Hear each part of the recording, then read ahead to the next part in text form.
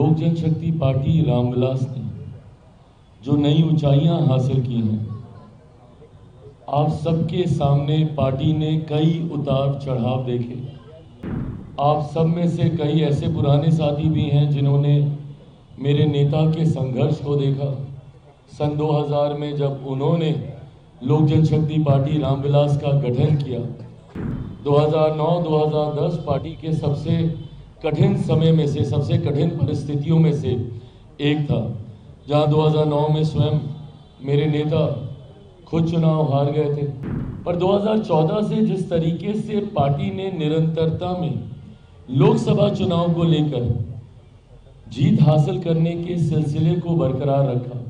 2014 में 7 सांसद हमारे, 7 प्रत्याशी हमारे चुनाव लड़े, 6 जीते। 2019 में 6 लड़े, 6 के 6 जीते।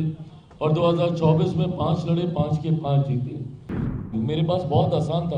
पहले चरण में ही मेरे पिता का निधन हो गया था। मैं उसी वक्त समझौता कर लेता और किसी गठबंधन के साथ जितनी सीटें मिल रही थी लड़ लेता। पर ये पार्टी के सिद्धांतों को दिखाता है, विचारों को दिखाता है, जिससे कभी हम लोगों ने समझौता नहीं किया। आज पुनः आप सबके माध्यम से मैं बिहार की जनता को ये विश्वास दिलाना चाहता हूं कि लोक जनशक्ति पार्टी रामविलास समर्पित है पूरी तरीके से सिर्फ और सिर्फ बिहार और बिहारियों के लिए। आज पार्टी को ये जीत हासिल हुई है, बट उसके बावजूद कल पार्टी की हुई बैठक में पुनः ये संकल्प लिया गया कि इसके बाद पार्टी अब दुगनी नहीं, संभवतः चौगुनी ताकत से मेहनत करेगी। जनवरी में दही चूड़ा के तुरंत बाद, जैसे ही खरमास समाप्त होगा, उसके तुरंत बाद से लोक जनशक्ति पार्टी रामविलास पुनः बिहार भर की यात्रा में हम लोग निकलने का काम करेंगे। सभी सबसे पहले इस प्रेस वार्ता में आने के लिए आप सबका धन्यवाद। आज की प्रेस वार्ता में 3 महत्वपूर्ण जानकारी जो मैं आप सबके साथ साझा करना चाहता हूं, और उन जानकारियों को साझा करूं उससे पहले जरूरी है एक छोटा जिक्र लोक जनशक्ति पार्टी रामविलास ने जो नई ऊंचाइयां हासिल की हैं। आप सबके सामने पार्टी ने कई उतार चढ़ाव देखे। आप सब में से कई ऐसे पुराने साथी भी हैं जिन्होंने मेरे नेता के संघर्ष को देखा। सन 2000 में जब उन्होंने लोक जनशक्ति पार्टी रामविलास का गठन किया और किस तरीके से अलग अलग पड़ाव पर कई बार पार्टी ने ऊंचाइयां हासिल की, तो कई बार पार्टी को संघर्ष के दौर से गुजरना पड़ा। 2000 में पार्टी के गठन के तुरंत बाद हुए लोकसभा चुनाव में जहां हमारे 4 सांसद जीत कर आए, तो वहीं 2005 के दोनों चुनाव में जहां एक बार प्रदर्शन बेहतरीन रहा, 29 विधायक जीत कर आए, तो उसी साल हुए नवंबर के चुनाव में पार्टी उस प्रदर्शन को दोहरा नहीं पाई। 2009-2010 पार्टी के सबसे कठिन समय में से, सबसे कठिन परिस्थितियों में से एक था, जहां 2009 में स्वयं मेरे नेता खुद चुनाव हार गए थे। पार्टी का कोई सांसद उस वक्त जीत नहीं पाया था। तो वहीं दूसरी तरफ 2010 में भी विधानसभा के चुनाव में पार्टी का प्रदर्शन अपेक्षा के अनुरूप नहीं रहा। पर 2014 से जिस तरीके से पार्टी ने निरंतरता में लोकसभा चुनाव को लेकर जीत हासिल करने के सिलसिले को बरकरार रखा। 2014 में 7 सांसद हमारे, 7 प्रत्याशी हमारे चुनाव लड़े, 6 जीते। 2019 में 6 लड़े, 6 के 6 जीते। और 2024 में 5 लड़े, 5 के 5 जीते। तो वो एक निरंतरता बरकरार रही लोकसभा के चुनाव में। पर विधानसभा में पुनः 15 में हम लोगों का प्रदर्शन दोबारा अपेक्षा के अनुकूल नहीं रहा। विपरीत परिस्थितियों में उस वक्त राजू तिवारी जी, इन्होंने चुनाव जीतने का काम किया। राजकुमार शाह जी, वो हमारे विधायक बने, मात्र 2 सीटें हम लोग जीत पाए। और 20 आते आते तो पार्टी ने एक अलग ही फैसला लेने का काम किया। और मैं ये मानता हूँ कई बार उस फैसले को लेकर चर्चाएं हुई, बहस हुई, वो फैसला सही था, वो फैसला गलत था। पर उस वक्त भी मैंने कहा था कि मेरे इस फैसले का, मेरे इस निर्णय का इतिहास अपने हिसाब से आकलन करेगा कि क्या वो फैसला सही था मेरा अकेले चुनाव लड़ने का या गलत था। पर आज मैं मानता हूं कि जब पार्टी ने एक नई ऊंचाई हासिल की है ठीक 5 साल के बाद, तो इसकी जड़ में 2020 के उस फैसले की झलक जरूर दिखाई देती है।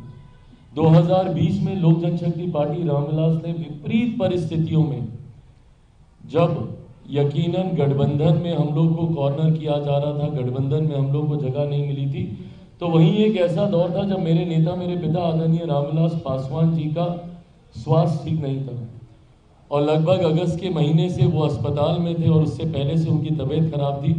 तो उससे पहले लगभग 6-7 महीने तो हम पटना आए भी नहीं थे, दिल्ली में उनका इलाज चल रहा था। और उसके बाद जिस तरीके से चुनाव के दौरान पहले चरण का जब नामांकन चल रहा था, ठीक उस दौरान उनका निधन हुआ और उसके बावजूद भी पार्टी अपने फैसले पे कायम रही और अकेले हम लोगों ने चुनाव लड़ने का काम किया। परिणामों के बाद मेरा कई बार मजाक उड़ाया गया, कई बार मुझ पे आरोप लगाए गए कि मैंने क्यों ये फैसला लिया, पर उसके बाद भी मुझे कम से कम इस बात का गर्व, इस बात का संतोष था कि एक अपने सिद्धांतों पे अडिग रहते हुए, बिना कोई समझौता किए हुए, अगर मैंने ये फैसला लिया था कि मैं अकेले चुनाव लड़ूंगा तो अंतिम दम तक मैं उस फैसले के साथ रहा, भले परिस्थितियां कितनी विपरीत क्यों ना हुई। मेरे पास बहुत आसान था, पहले चरण में ही मेरे पिता का निधन हो गया था, मैं उसी वक्त समझौता कर लेता और किसी गठबंधन के साथ जितनी सीटें मिल रही थी लड़ लेता। पर ये पार्टी के सिद्धांतों को दिखाता है, विचारों को दिखाता है, जिससे कभी हम लोगों ने समझौता नहीं किया।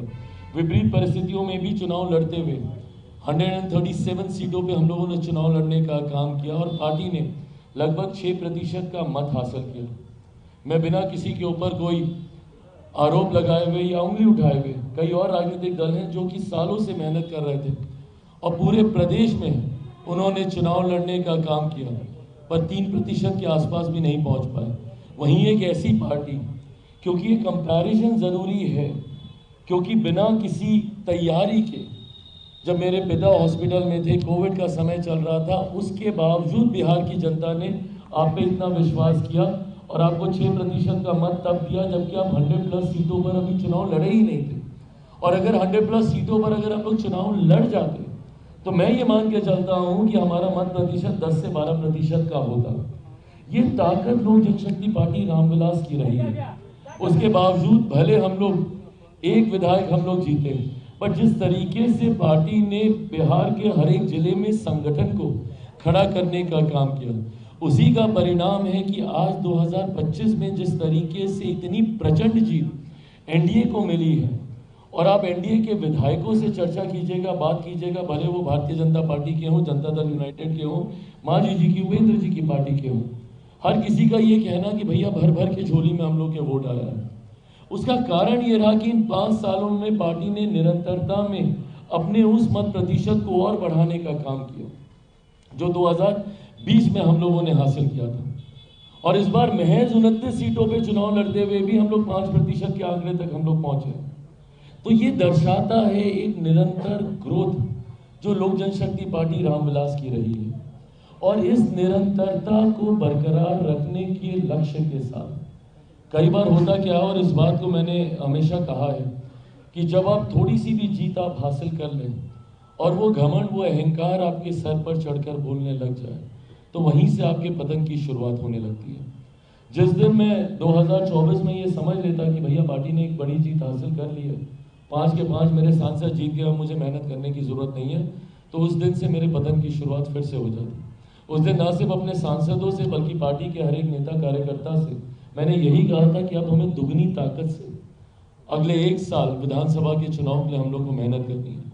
वो नव संकल्प यात्रा हो या विभिन्न माध्यमों से हम लोगों ने जितने कार्यक्रम बिहार के अलग अलग जिलों में आयोजित किए, इसी लक्ष्य, इसी उद्देश्य के साथ कि निरंतरता में जनता के साथ जुड़े रहना जरूरी है, उनकी आवाज बनना जरूरी है।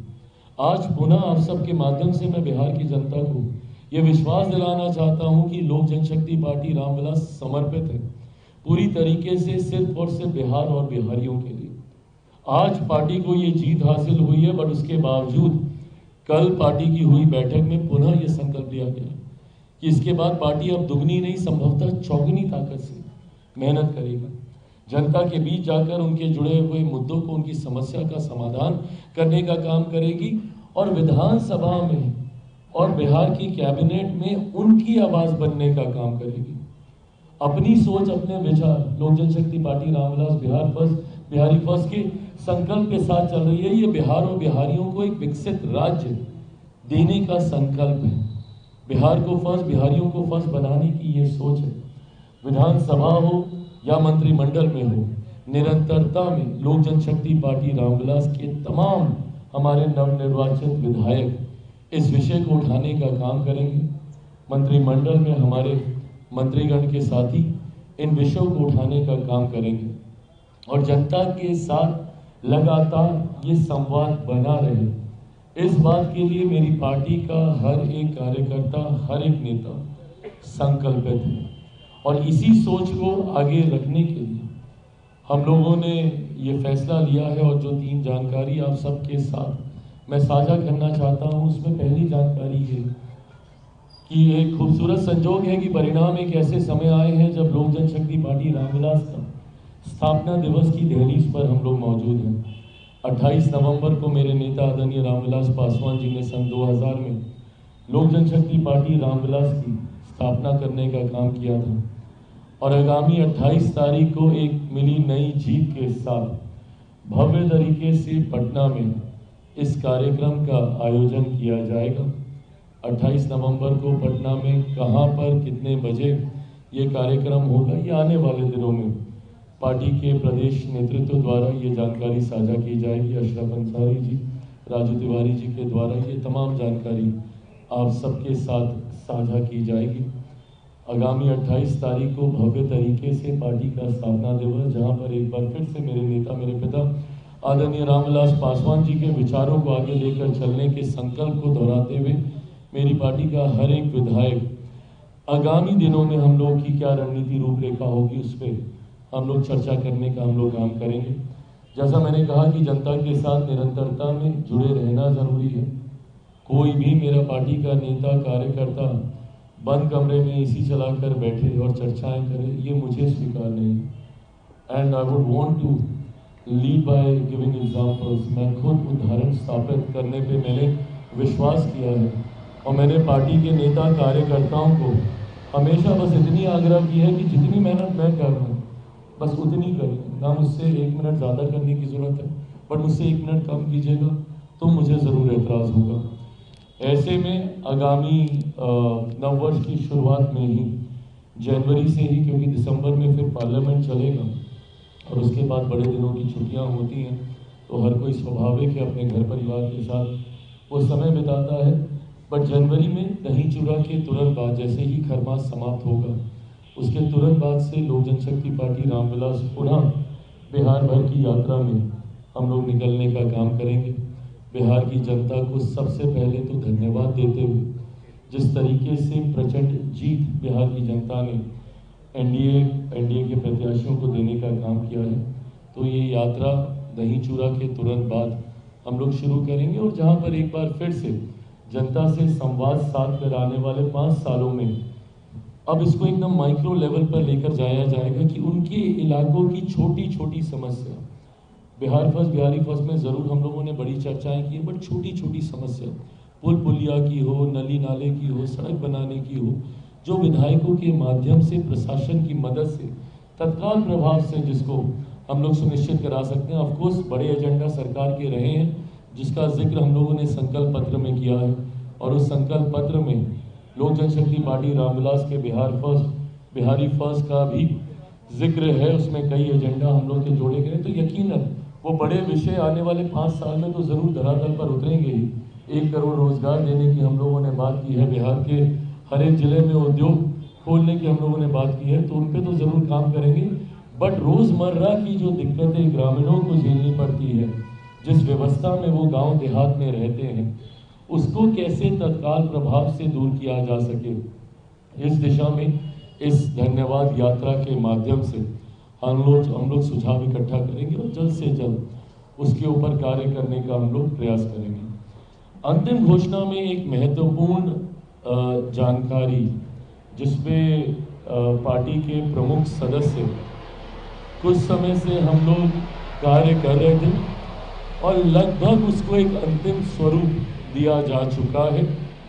ऐसे में आज मैं फ्लैग ऑफ करना चाहूँगा इस विषय को, क्योंकि मेरे लिए वो काफ़ी ज़्यादा महत्वपूर्ण था।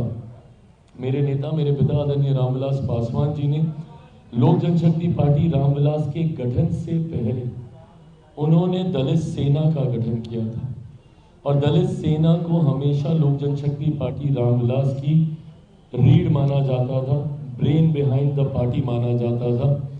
हमेशा दलित सेना ने लोक जनशक्ति पार्टी रामविलास के की रूपरेखा तैयार करने में, रणनीति तैयार करने में एक अहम भूमिका निभाने का काम किया।